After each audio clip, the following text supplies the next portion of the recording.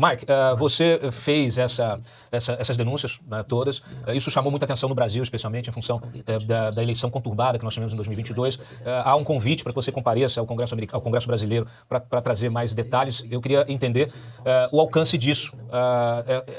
Duas coisas, né? Uma, o que nós temos efetivamente de concreto em relação a ações da USAID no Brasil, especialmente em relação à eleição, e se há alguma iniciativa, alguma investigação nos Estados Unidos em relação a essas suas denúncias. So I'll be speaking with the Parliament in Brazil about the extent of U.S. involvement in the 2022 election.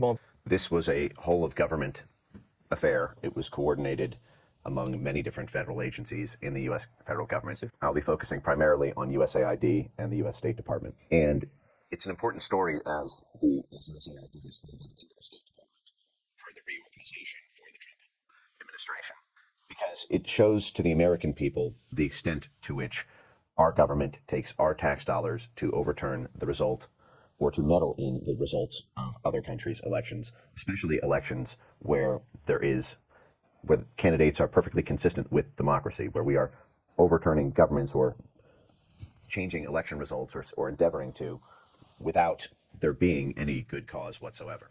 Primarily, my focus is on internet censorship. And there was an opinion from the U.S. State Department and USAID, especially through their proxies, that Bolsonaro had won in 2018 because of social media freedom. And so an operation was launched in Brazil to end internet freedom and stamp out the populism represented by Bolsonaro and his movement. In terms of what's happening in the Trump administration now, I think I'm limited with what I can talk about publicly on that. But I think it's safe to say that at the highest levels of the Trump administration, folks are very focused on stopping internet censorship as a infringement on universal human rights, and recognize that the Biden administration did a pretty terrible thing in Brazil.